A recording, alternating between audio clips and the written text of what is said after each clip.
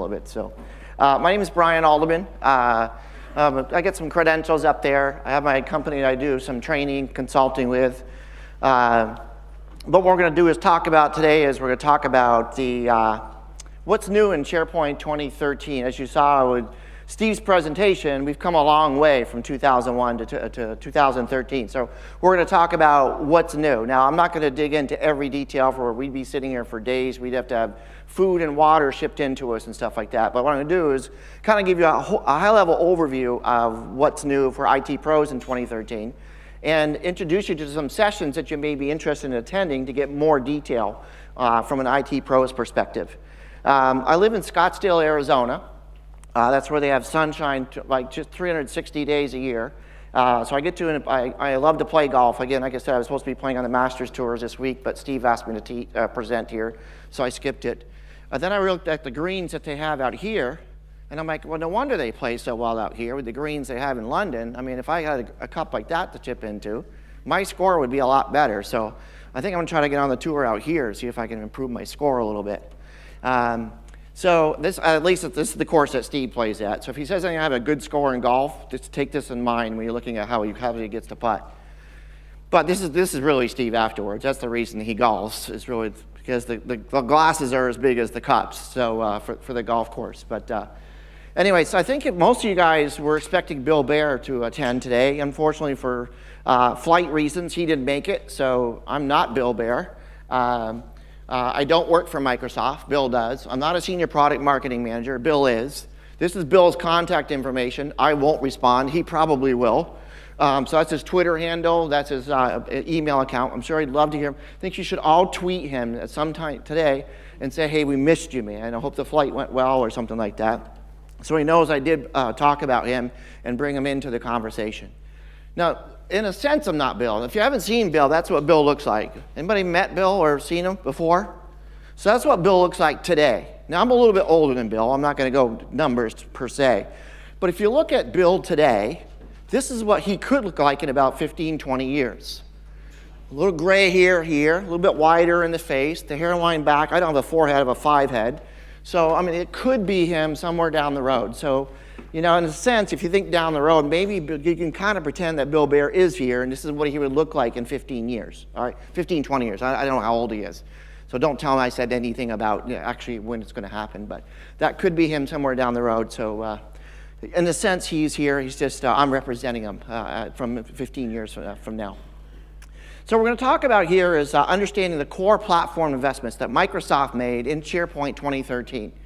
We want to give you an understanding of the features, some of the capabilities, some of the areas that they focused on to make it a more secure, scalable, and reliable system for us as IT pros and for our end users. Bottom line, we work for the end users, as we all know. So, and then we'll understand the value of SharePoint and where it is as far as in our profession and how our end users and everyone sees that. So we're going to take a look at the hardware and software requirements. Anybody installed 2013 yet as IT pros? Pretty straightforward, right? I mean, there's no real big differences from what we were used to in 2010, so that's the good news. So we'll talk about a little bit of the hardware and software requirements. Not a lot that's changed there, but a little bit there.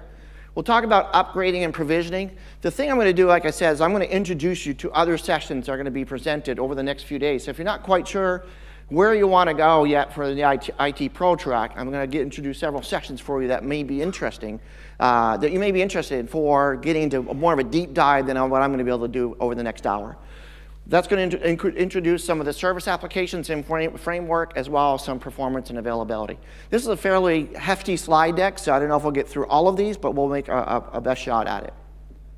So first off, hardware and software requirements. So again, if you look at what we saw for SharePoint 2010, if you had a single server integrated, it was 8 gigs of memory, 24 gigs if you're using single server, and 12 gigs if you're using web apps for production servers in a farm. So if anything that they've increased for a minimum requirement, it's RAM, is the amount of RAM. Okay, so there's a lot of pieces and components of the SharePoint 2013 product that will have a great benefit for you if you have the increase, the required amount of RAM. Processor speed, everything's x64 now, whether it be the SQL Server side and SharePoint side. So that's x64. And then the disk size, it's always the 80 gigs. I think they've been using that since 2001. So, and I know you can probably buy any 80 gig jump drive. Actually, I probably got a 64 gig jump drive in my pocket here that we could use. So that's all it needs for space. Now, I put up their minimum because what I don't want you to do is like, oh, they said I can run 8 gig of SharePoint, 2013 on 8 gigs of RAM, and I want you to install it and say, well, Brian said we could run this, and then be content with the performance. So I like to play blackjack. I'm not good at that, just like I'm not good at golf, but I always use a double down theory when I'm looking at minimum requirements from Microsoft, which means for memory, on a single server, I would use 16 gigs. For single server integrated or a standalone database, I would double down to 48, and I would 24 for the 12. So it's kind of double down, at least on the RAM side. The RAM piece will be probably the piece that will be most beneficial when it comes to performance for you in the 2013 world. So take that with a grain of salt as far as what they're putting here. Same with the disk drive space. When you start throwing cumulative updates on there, you throw in your hot fixes, you start some additional functionality. And so if you look at a drive and you install SharePoint, I was like, well, I've got 64 gigs free. I should be safe. On an 80 gig drive is a requirement. We want to make sure you kind of keep that. I would get that up to to half a terabyte. I mean, disk space nowadays is dirt cheap, as is RAM in comparison to what we used to have. So we used to have to pay. I remember I paid $540 for, I think it was 64, maybe it was 500 megabytes of RAM. And now, like I said, I mean, it's just you have what, 8 gigs in the little notebooks, and our phones have more than that. So don't be stingy on your investment on the hardware side. For software requirements, the prerequisites are listed up here on the left-hand side. Probably the bigger ones that jump out you'll see here is we can use this in Windows Server 2008 R2 Service Pack 1. That's the minimum that we can install SharePoint 2013 on, or Windows 2012. All right, so those are the 2 operating systems. So if you're running Windows 2008, you're not running the R2, you're not running Service Pack, you need to get that operating system upgraded. Now, with that said, it provides support for Windows PowerShell. You'll see the Windows Management Framework. So as these slides come in, you're going to see the bullets on the left light up for it. We'll also see that we had .NET Framework 4.5, and with a KV article that's listed up there. So you'll have to make sure that you have that installed. You also want to make sure that you have a memory distributed caching. I'll talk about distributed caching a little bit later on in the session. So I want to make sure that Windows Server App Fabric, if you haven't heard of that yet, that's a component that's installed now when we're using distributed caching, and I'll drill into a little bit more detail on distributed caching here in just a few moments. We also provide support for information protection. We have an information protection and control client component now that gives us some more of a secure environment when we use our SharePoint technology, and enables creation and consumption of OData services. Anybody a developer in here as well? Okay, I'm sorry. I mean, good. I'm sorry. I'm glad you joined us. Thank you. But this is for the WCF data services, the Windows Communication Foundation server data services. So there's OData capabilities for us to be able to work with. So we have that. That's available. So for software requirements, the items on the left and the column on the left-hand side are prereqs, and along with the operating systems that we have available to us. For SQL Server, 64-bit edition of Microsoft SQL Server 2008 R2 Service Pack 1. It's the same requirement that we had for the operating system. All right, 2008 R2 Service Pack 1. SQL Server should be running that, or the 64-bit edition of SQL Server 2012. Any SQL DBAs in here as well? Anybody that do 2 first, that do both jobs? Okay, a few of you. All right, so you know the pain. So we've got both of these are requirements. Now, back in with 2012, you could SharePoint 2010, you could use SQL Server 2008 32-bit. Anybody try to do that? Okay, good. I'm glad to hear that, definitely, because that was just like that's like putting a Band-Aid on a gunshot wound, as far as I'm concerned. All right, so these are database server requirements. Now, when it comes to deploying, there's some differences between 2010 and 2013. You'll see some differences over on the left-hand side. So first off, not supported or unsupported in 2013 are the deployment in a work group. All right, you got to be in a domain environment. Domain controller, if you have the developer edition, you can install that on a domain controller. I don't know, quite frankly, for me as an IT pro, I like everything on one machine so I don't have to worry about it. I put my Active Directory, I put SQL Server, I put SharePoint, I put everything on one machine so I don't have to worry about it. Does everybody else do that too? Because it's much easier if you only have one machine to worry about, isn't it? Okay, good. No one else does it. I'm happy to hear that. Client operating systems no longer supported in 2013. We used to be able to put it on Windows 8 or 7 of Developer Edition. Can't do that with 2013. Dynamic memory and VMs, because of that distributed caching component, we don't have the capability of using dynamic memory in our VMs anymore. Because what it does, it uses all of the memory available on all the machines, and it utilizes that as a total when it's actually allocating memory. So the use of dynamic memory is not supported in 2013, and installing on a Windows web server is not supported in 2013. So if you've installed 2010 in any of these environments, check that left column if you're thinking about performing an upgrade to 2013, because it's not going to work if it now says it's unsupported. All right, so be careful about those when you're looking at deployment. All right, upgrading and site collection provisioning. I'm going to just give you a tidbit of what's new in the upgrade process. If you're going to go through an upgrade, how many people are going to upgrade from 10 to 13 instead of doing a straight install? All right, be sure you check these sessions out. There's 2 sessions, there are 2 parts. I think Chan's actually the gentleman that's presenting them. So it's IT 112 and IT 113. They're going to talk you through and walk you through the differences of what we have for upgrades. Significant differences when we look at what we did in the 2007 to 2010 upgrade environment than what we have in the 2010 to 2013 upgrade environment. For instance, when I do an upgrade in 2013, it upgrades the schema, but the site collections are exactly the same. I'm going to show you a couple things in just a second. In one of my demos, it's just what you still have. I've installed 2013, but there's options in there to have the look, feel, taste, and smell of 2010 if I want to. So deferred site collection upgrade. I can upgrade my databases without upgrading any of my site collections in that database. And I can allow my site collection administrators to perform that upgrade when they're ready, or when I kind of poke them along to be ready as the administrator. We have some options for health checks, evaluation site collections, site collection provisioning modes. I'm going to show you just a couple of those, and we'll talk about self-service site creation. But the top 3 or 4, the details of doing the upgrades, you really want to catch those sessions, because there's some caveats that you want to be familiar with if you're going to perform that upgrade, or before you perform that upgrade from 2010 to 2012. So site provisioning modes, I'm going to show you this in just a few moments here, but you'll see when you actually roll out 2013 that you actually have the 14 Hive that's still out there, or the SharePoint root is still out there for 14, in addition to 15. So you remember what this was called when it was in beta, SharePoint 15. Well, it's SharePoint 2013. You're going to see there's a 15 directory and there's a 14 directory. Because when I create a new site collection in Central Admin, I have the choice of creating it in SharePoint 2010 site collection look, feel, smell, and taste. So my users may not be ready for 2010. I don't have to force them to use 2010 now.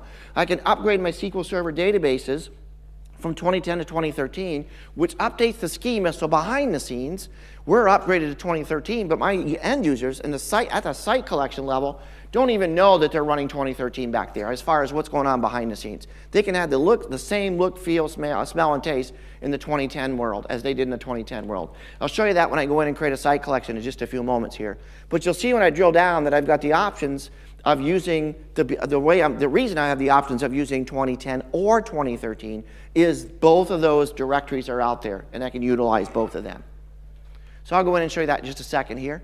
They also have the system status notifications bar across the top here. You're going to see what happens is if I do an upgrade as an IT Pro administrator, the end users are going to see a little status bar on their site collection and say, hey, you can't upgrade to 2013.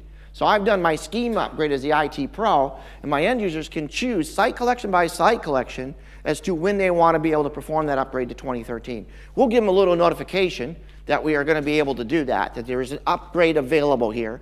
And there's a little button that says start now to do that upgrade or remind me later. And again, I don't want to steal the thunder for what's going on with other options that are there for upgrading to 2013, but I highly recommend you check out those sessions on that.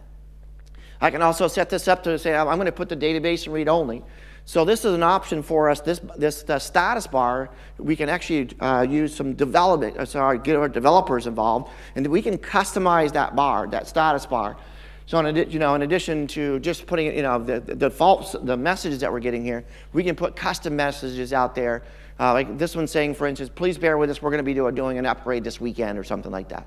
So you may want to take advantage of that. That's the way, instead of sending an email to the company, hey, we're going to be doing an upgrade this weekend, when they log into SharePoint, they're going to see based on the status bar that there's going to be an upgrade process taking place this weekend. So that, and again, that's a dynamic with some small amounts of code. And if I say it's small amount, it's got to be for us to be able to use that status bar. But by default, when you're doing an upgrade, it's available for you, and it notifies your site collection administrators that there's something out there available for them to be upgraded when they're ready.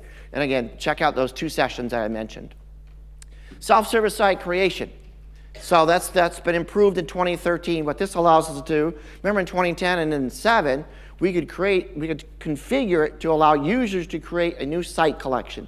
In 2013, we can now use it to not only create site collections, but also subsites. We can define the path where they can create that subsite, and we can also create a custom template that they can use. So they can only use that template. So if you want consistency throughout your environment, they can only use that template to create a new subsite in their environment. So the self-service site creation is still available. It's been enhanced, improved by allowing us to drill down and use it at a subsite level, not just site collection level like we had before. And we can, again, go in and create and determine settings on it. I can say, for instance, I want somebody to create a temporary project site. I can choose when I want to close that site. It's not going to delete the content, but close that site. I create what's called a site policy. I can also choose further on down the road, 6 months after it was created, to delete that site. So all this can be part of what's called a site policy that manages those sites that we're creating for us. All right, so we can manage that, and we can also create what's called we can create a workflow that will execute. So at the end of 6 months, let's blow this by a couple people and have them approve the deletion of that site collection or that subsite. All right, so all that is available for us now in SharePoint 2013 with the self-service site creation. So take a look at that. Again, they've done some great enhancements with that here. Just want to show you real briefly here. If I go into my image MTP01 here, a couple of those items I was just talking about. So for instance, if I go in here and go into Central Admin, and I go in to create a new site collection, that health analyzer detects some critical issues. Just ignore that. I'm sure it's just minor. I'm sure I'm violating everything I'm supposed to not, everything under the sun there. So I'm going to create a new site collection. This is 2013, as you can tell by the interface. And when I click and get ready to create a new site collection, I had to wake it up first, sorry. We're going to have an option. We're going to have a little drop down that says, hey, this site collection that you're going to create, do you want this to be the 2013 experience? And notice we've got our team site or blog developer, or do you want this to be the 2010 experience? Again, I have the opportunity to build or upgrade in the background my databases from 2010 to 2013, but still not fully upgrade the user experience. Even I can create new site collections in 2010, even though I'm running 2013, okay? For those of you who have done upgrades from 7 to 10, we had 2 choices. We had in-place upgrades and we had database attached upgrades. Say bye to the in-place upgrades. Those are toast now. So there's no longer the option of in-place upgrades. All right, so that's one thing that shows you the capabilities of having a 2013 environment with a 2010 look and feel. I can also go into, let me go on to the file share here. So I'm going to drill down the SharePoint root. Everybody should know where this is. So we're going to go into Program Files. We're going to go into Common Files, Microsoft Shared, down to Web Server Extensions. And here's my 14. So that's my SharePoint 2010 templates and features. All of that's still available for me. That's what gives me the capability to create those site collections using SharePoint 2010 and allow my users to allow me to migrate my database product or my databases from 2010 to 13, but not to actually take over the 2013 look and feel. The entire schema is still there for 2010. And then if we come up here for the 15 resources, that's what we get in the 2013 world. So you've got access to both of those, giving us the flexibility of when we actually upgrade to 2013 and what site collection I create even from the central admin world. So I just want to show you those two. And there's one more thing here, vacation request. This is just the look and feel that we have for 2013.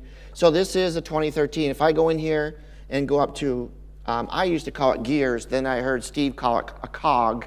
So we're going to go to the cog because I'm going to just be respectful being we're over here in this country. And we're going to go to Site Settings. And you're going to see under Site Collections here, we have a few items. And again, I'm not going to drill into these because these are going to be discussed in those modules, those sessions. But we have a Site Collection Health Check kind of does a site collection. It kind of goes out, looks at your site collection as it is in 2010 to report if there's any issues. There may be any issues with 2013. And it also allows me some options for site collection upgrades. The cool thing is, one of the things you'll hear about is we can create an evaluation copy of 2013. I still work in my 2010 world, but I can take a peek at what it would look like in 2013 world without disrupting my 2010. They'll talk to you about how to do that. So this is the idea that we have, that databases are already upgraded, but our look and feel, we have complete control of what our users see at this point, even though we've done the upgrade already. All right, let's come out of here. Let's go back to my slides here.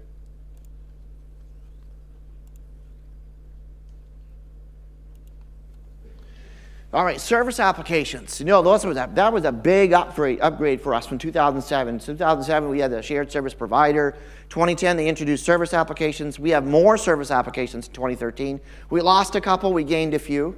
All right, we're going to talk about those. And again, there are sessions that drill into some of these in detail, and I'm going to just point you to those sessions. So as you're trying to decide what you're going to do over the next few days, you can kind of look at what these options may be for you.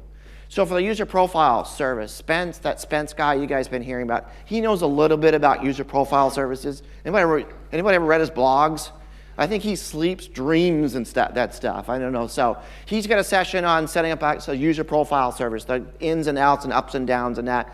So that's a cool session that he's going to be presenting this week. And again, I don't remember what their schedules are. I don't remember exactly who is presenting, but I am going to point out what some of the other sessions are that you may want to take a peek at if you're concerned about the user profile service, because I know everyone loved working with that in SharePoint 2010. That was the easiest one to roll out, you know.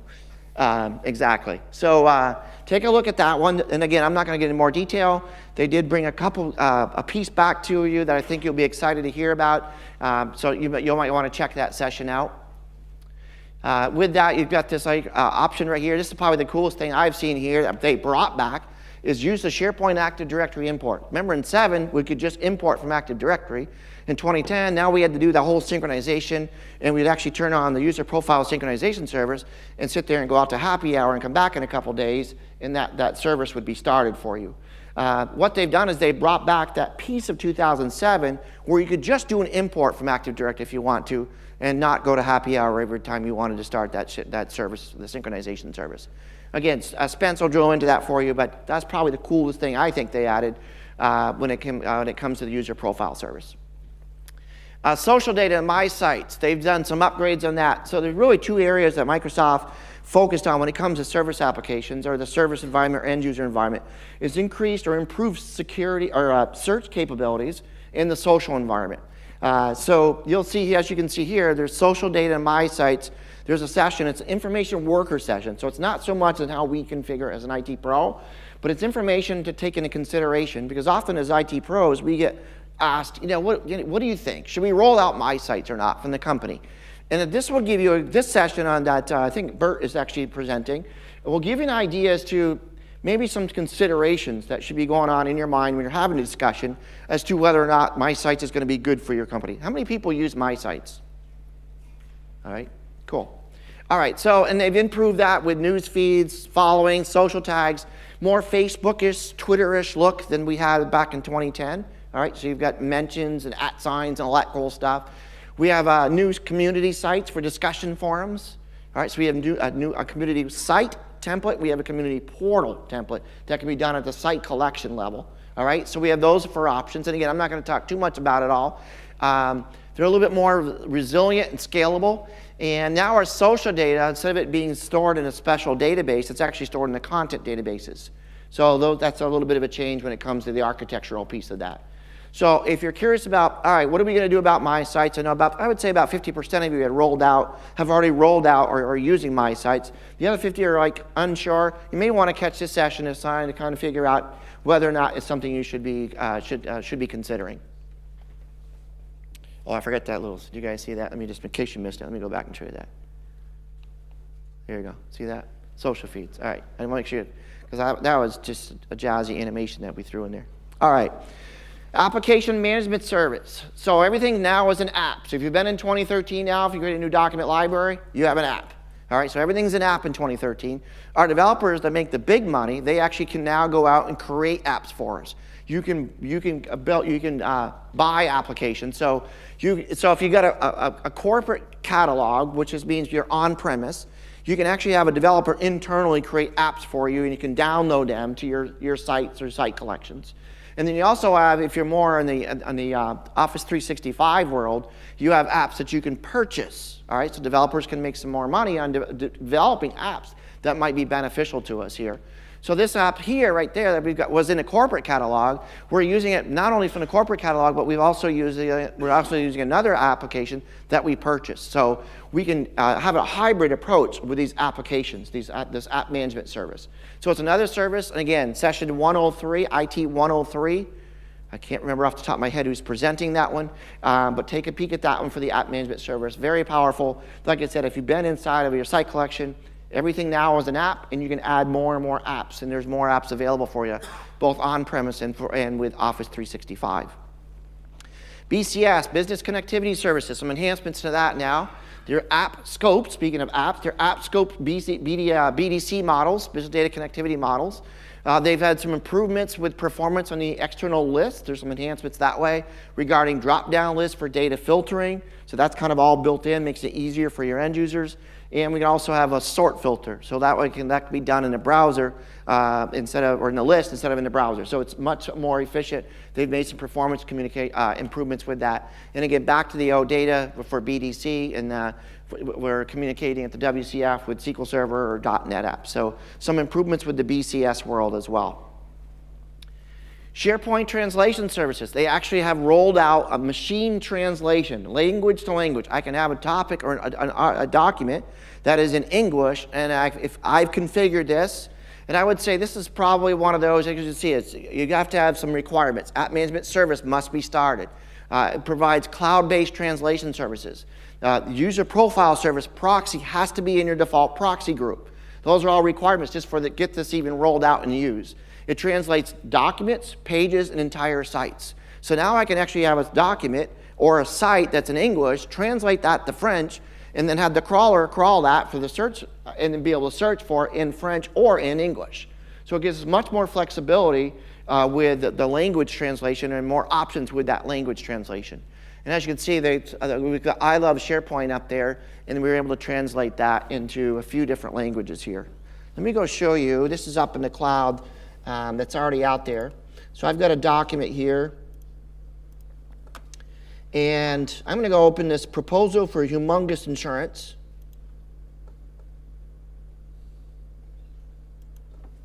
And once we open that up, we're going to see that's going to be an English-based document, and with the machine translation services already configured for us, we're going to be able to translate that into, I'll probably pick French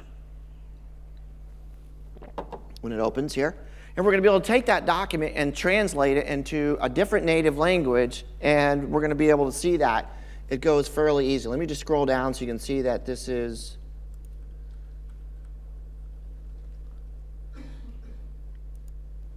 still working, I guess. Need more content here. Edit document. I don't want to edit it, I just want to scroll and see a little bit more if I could. Well, you can see this here. I'm not quite sure why it's not scrolling. You can see this is in English.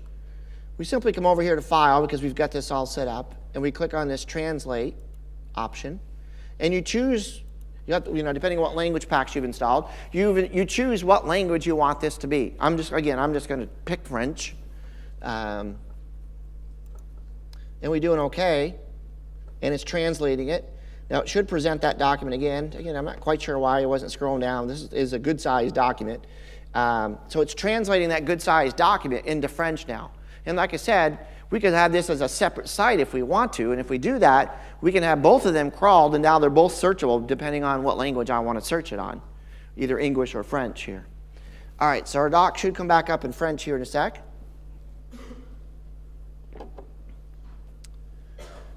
And so we have this item here, translated document. Some functions not available because you are in there. And you can go back to the original document. So you can click this to go back to the original version, language that we were looking at. So once this opens up, we'll see that this document, it's normally a little bit faster than this. This document will be in French. It will, really. See, there you go. So there's the document in French. Let me see if I can scroll down. get a little bit more text. I don't know why I couldn't get it in English. Let's see if I can get a little more text for you. So you can see some paragraphs that's been translated from English to French. We'll get just a couple seconds. You saw the title was, so you know it kind of worked. It just a little slow on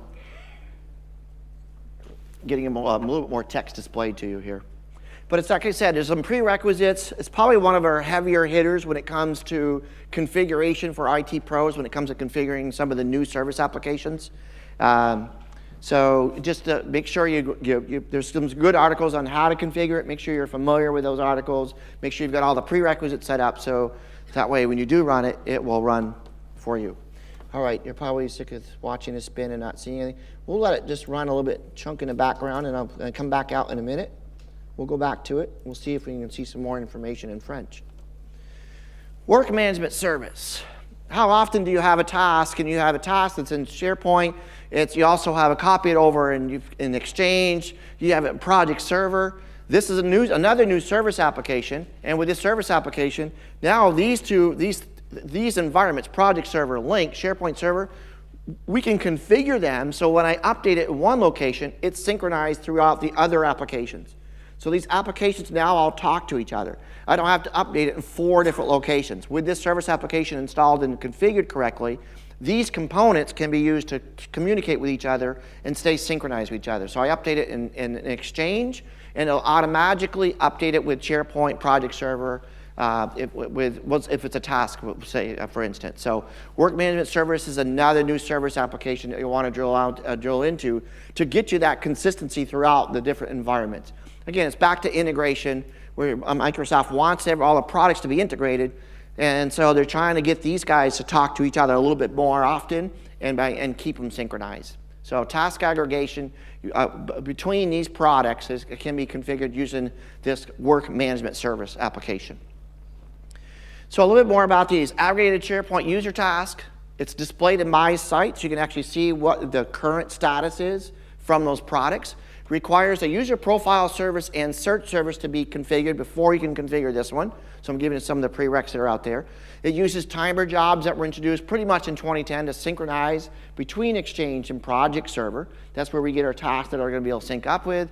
And it's based on a provider model, which means our developers can dig in and integrate other systems with that. So we're not just stuck with Microsoft products or working with Microsoft products. We can branch out and use integration by taking advantage of this provider model. So it gives us more flexibility with this product. PowerPoint automation service. So remember we had a PowerPoint service application. This is similar to the Word automation service that we had back in 2010. So we have a PowerPoint version of that or flavor of that now. Requirements to convert large amount of PPTs to our PPTXs. So it converts it to a more recent version of our PowerPoints. All right, so we have that as another service app. We can actually take a PowerPoint presentation, we want to protect it, put it in read-only mode, and we can convert that to a PDF file. So people can't update the PowerPoint, they can see it, but they can't modify it and reuse it. Or we could actually convert it into an image, so people have a copy of it, but again, they're not going to be able to customize it because it's an image or it's a PDF file. So that's another service that we have available to us in 2013. Oh, that's the PDF conversion. I forgot to click. Office web apps. Actually, I'm doing a session on that sometime this week, tomorrow, I think. Office web apps, that is a separate product now. So when you install SharePoint 2013, if you want OWA, Office Web Applications, we have to build what's called an OWA farm. And it can't be on a domain controller. It's got to be a separate server. It can't have a SharePoint on that server, and you can't have a domain controller. So now you need a third server out there that's going to be hosting your Office web applications. All right. Now the cool thing about this is it's not integrated with SharePoint, which means I could have one OWA farm and 3 SharePoint farms using that OWA farm. Or it doesn't even have to be SharePoint. I could have any other product that uses that SharePoint, that OWA farm. So that's new the way it's rolled out. Now, of course, so when you hear a new server farm, an Office web app that's not part of SharePoint, what's the first thing that comes to your mind? Licensing? I mean, because we are all legal. So licensing. So it requires, if you want to just view content, you don't need an Office license. If you want to be able to modify that content via OWA, then you need to have appropriate licenses to do so. Okay, we'll talk a little bit about licensing. So I provide services to one or more farms. You can do upgrades. It's easy enough. Let's say I have a 3-server OWA farm. I can take one server out of the farm, upgrade it to add the new latest service pack to it, put it back in the farm, bring the next server out, so I can actually keep my farm up and running and update server by server, machine by machine within that farm. And again, and the other thing they've improved is the WAC URLs. I'll introduce some of the acronyms. It's alphabet soup in that session. But we have the URLs. What we used to have to be able to get to a document was what we saw in 2010, and now we've got some more user-friendly URLs in 2013. And again, I'm going to be discussing that in a session tomorrow on how to configure that and talk to you about the specific requirements and the configuration of setting up an OWA and having it communicate with SharePoint. Again, but you're not limited to communicating with SharePoint. Exchange can use it, Link can use it, and it gives us much more flexibility with the upgrade process. I don't have to bring my entire OWA farm offline to do an upgrade because we can add multiple machines. We can set up network load balancing with that. So I'm going to stop on that, but a session to catch on that is 109. So an IT session 109 you'll want to catch for that. Web Analytics, that was a service application. Remember I said we've added some new ones. You've seen a few new ones already. The Web Analytics service application is gone in 2013. The functionality still exists. It's integrated with the search product now. Search has been ginormously enhanced in 2013. So part of the process was, instead of just having Web Analytics on a site-by-site basis, let's also include what people are searching for. That's going to improve employee productivity by reducing the amount of times or limiting the amount of times that they actually have to do a search. So the Web Analytics functionality is now built into the search service product. You have a 4th database now in search, so you have another one with that huge GUID on the end. You call it GUID over here or GUID? You guys are GUIDs over here, I think, aren't you? Yeah, pretty much GUIDs over here. We use GUID over in the US, parts of it. I think you get the Northeast. I think the closer it gets over to the UK, they start using GUIDs. I use GUID because I live in the southwest part of the States. But they have those big numbers on the end of them. Search database still does that. Let's use PowerShell to create that search service application. So we have an additional database that's available with our our search product in SharePoint 2013 that takes care of this Web Analytics functionality. There's a new web part that you're going to love. It's called the Content by Search web part. I knew it was CBS. Content by Search web part. So what you can do with that piece, and again, I'm going to give you a pointer to a couple search sessions, so I'm not going to go into too much detail, but that web part allows you to create a web part on a page with a query in it, with a search query in it, and every time I land on that page, it executes that query for me, and it has that result set for me. So I don't have to go in there and do a search every time. So if I want to get a current update of content in another list, I can have that dynamically presented to me whenever I arrive in that site. So Web Analytics, not toast. The service application is toast. It's no longer with us, but the functionality is part of the search service application. Search, 2 sessions on that, IT 102 and IT 114. Well, the 102 is going to be more or less, hey, what's kind of new with search, a little bit of what I just briefly introduced, and 114 is a little bit more advanced. So you want to take a look at those 2 sessions. Fast Search Server for SharePoint 2010, remember there was a separate SKU. They've integrated a lot of that functionality in 2013's out-of-the-box search product, okay? There is a separate SKU for those humongous, actually, search environments. But it is most of the cool functionality, like the thumbnails and all that we had with just the search, the fast search product is now part of search out of the box in 2013. Crawler supports anonymous crawling of HTTP sites, so it gives us more access to some of those sites. We have an option called continuous crawl. When you configure that, I'm not going to go into a lot of detail again in this session because that will be discussed, but you can actually set up a continuous crawl instead of waiting for the next hour before you can search for a document. I think by default it's 15 minutes. Within 15 minutes you can now have your content crawled, incremental crawls. So you can actually don't have to worry about scheduling everything. Scopes and federated searches that we're used to in 2010, those are referred to as result sources now. So it's just some terminology and they're more powerful than what we had in 2010. All right, those are result sources now. A result source can now include Exchange data as a data source or Exchange as a data source. We don't have to go in and put in, remember, in order for us to do a search, we'd have to go in and put the file extension if it's not a default Microsoft file extension. We don't need to do that anymore. It's going to automatically pick up more our default file extensions. And query rules will help us customize that result set. So that's a new term that you'll get familiar with if you attend those sessions, our query rules. Then this allows us to really kind of refine the results that we're actually querying for when we do a search. Okay, so attend IT 102 or IT 114. All right, performance and availability. A few items that options that they've introduced regarding performance and availability in 2013. They have what's called a minimal download strategy. So what this does, it provides a new navigation framework, improves the page load performance. Instead of doing a full page load, we actually now are using a couple different components. Instead of having, if I go out there and I create a version here of an item, and I turn versioning on, I'm not keeping a full copy of that anymore. So this is a combination of what we're doing here. So they're actually using just the deltas. We're keeping track of what's, there's an interface that's downloaded, and it keeps track of what you already have on your system. And instead of sending you down the full page or the full document, it sends you just down the deltas. Okay? So there's the interface enabled by default on your team sites and community sites. Otherwise, it's a site settings that you can configure that will allow you to take advantage of this product here. So I was going to go in and show you, what's this guy right here? Yeah, I want to show you that piece. I'm just going to show you just I want to see if our French translation is finished up yet. Oh, it's still loading. Man, I guess I shouldn't have, it's good thing, well, I guess I shouldn't have gone with French. Well, we got this piece at least, so. All right, let's go over here, and I'm going to go to our sales data.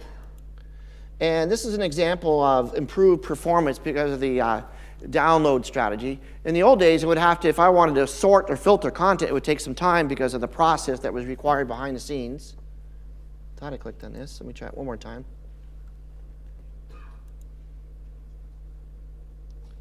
Did I lose my connection? Well, it's okay. What I wanted to show you, though, is there's a list out there. And now, if you did a list before, if you wanted to sort that or filter that, there was a little time, especially if you had 500 items in that list. If you wanted to be able to perform a sort or a filter of that content, it took some time because you had to store that content elsewhere, shuffle it out, and redisplay it for you, pretty much, behind the scenes. It's now all done really real time. So you actually just go in the column header, you click it, bam, it's done for you. So that's all I wanted to show you in that, was bring up this list. Let me just click it one more time. I may have lost my internet connection. It's okay. All right, so we're okay there. So this is one demo I wouldn't be able to show you. But I just wanted to show you that we could have gone out and performed that and seen that filter was going much faster. Request management. So this is another session, 104. I think Steve actually is presenting that. What that one's going to be on is what we have in 2013 is the ability to control the requests that are coming in. So we can actually set up request routing, request throttling, prioritization, and request load balancing. So you can drill down into what type of request is coming in and control what gets responded to first, or in a prioritized order. You set up some request rules and routing rules. Again, Steve, I'm pretty sure Steve's going to present this in some more detail, so I won't go into all the detail on that. But it's really a very, very cool app that allows you to even detect if there's a bad request coming in. It's like, oh, every time we come in from that IP address, there's a problem with that. So we can block that. So we can either prioritize, okay, if it comes in from this domain, then I want to bring it to the top of the queue. This is the domain, we drop it to the bottom of the queue. We can filter out the types of requests that are coming in, and we can prioritize those requests that are coming in. And again, I'll let Steve go into more detail about that and how that's all configured. But it's another new service application that we have available to us that I think you'll find beneficial in 2013. Distributed cache service. It's based on Windows Server App Fabric. I mentioned that earlier on. It uses the cloud-based. So if you go to that fourth bullet on the right-hand side here, SharePoint 2013 uses caching features, that cloud-based caching. It's not currently supported So the only local caching. So I was talking about not able to use that virtual memory anymore, that dynamic memory, I should say, excuse me, in virtual images. Because what it does, if I've got if I got two web front-end servers, an application server, and I got 12 gigs of RAM on each one of those, it uses a total of 36 gigs. And what it does with using distributed caching, the distributed caching decides how to chunk that out. So it's not going to, that's why it doesn't allow the use of dynamic memory anymore. It's because of the way this service works. It's going to want to use all of that. So the distributed cache service is used, for instance, by my sites for caching some of your feeds and your microblogging. So this is available. It's another service that's available for us. There's not a session on this one.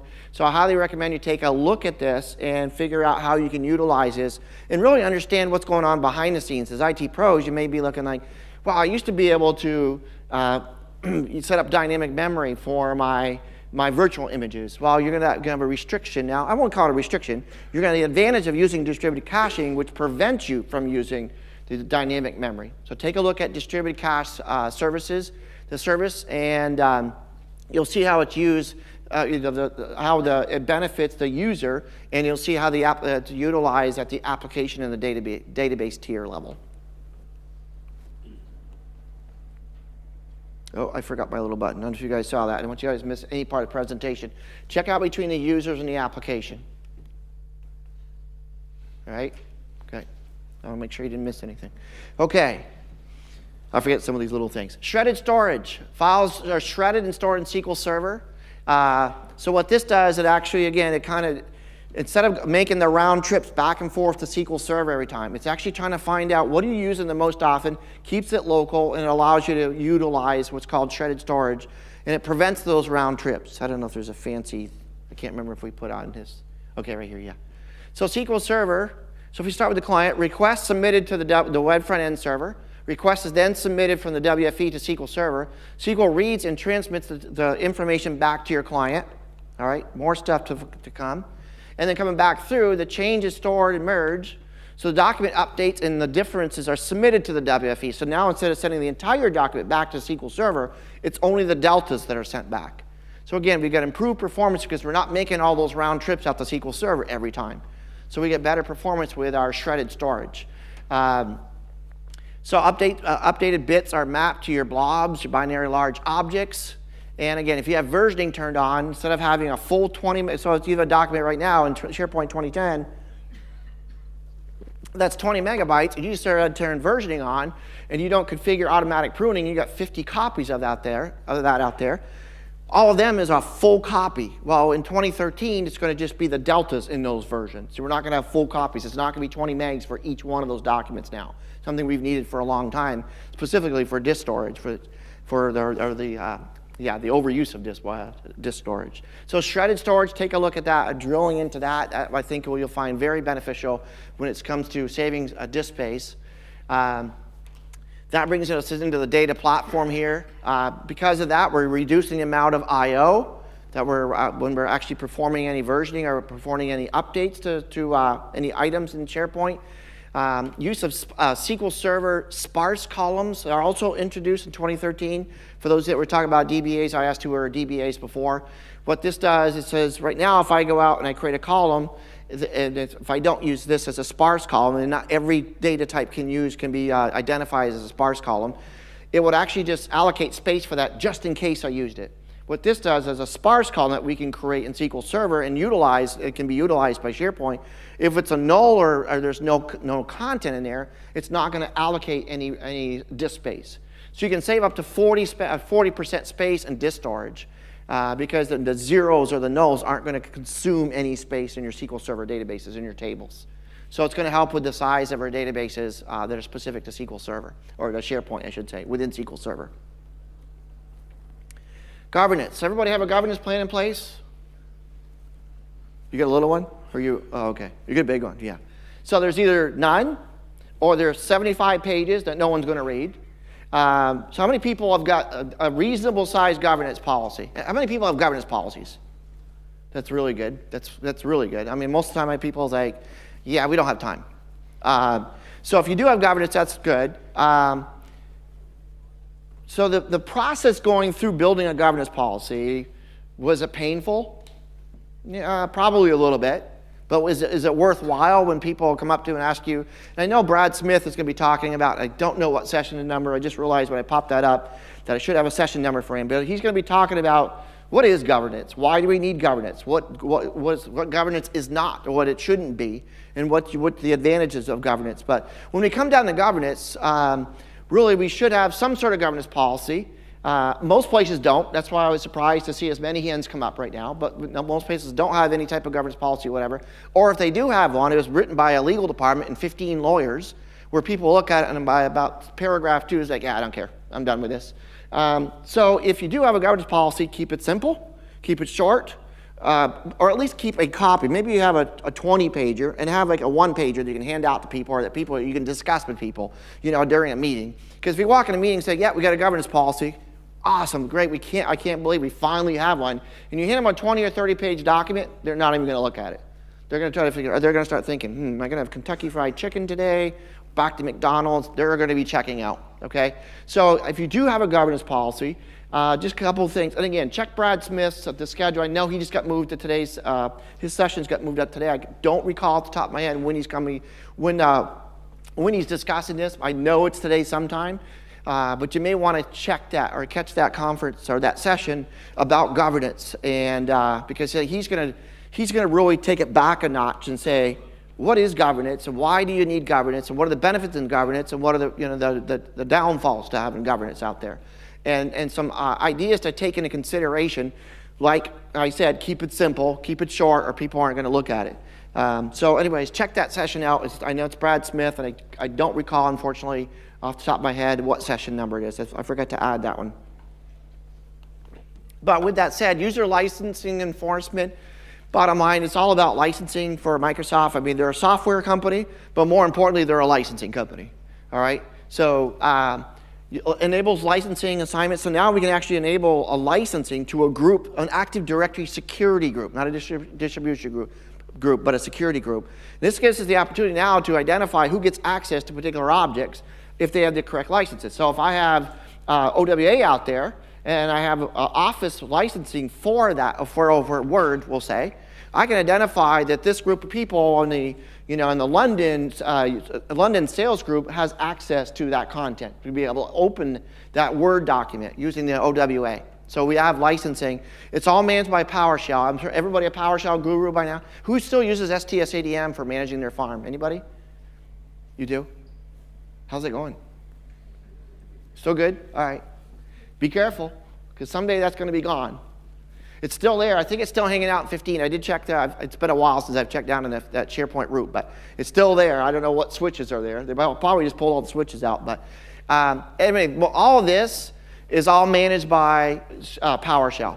There's 2 or 3 of those service applications, new service applications, PowerShell. There's not a GUI for doing it. I can't remember which ones. I think the request management one that Steve, I believe, is going to be presenting on, that's all PowerShell.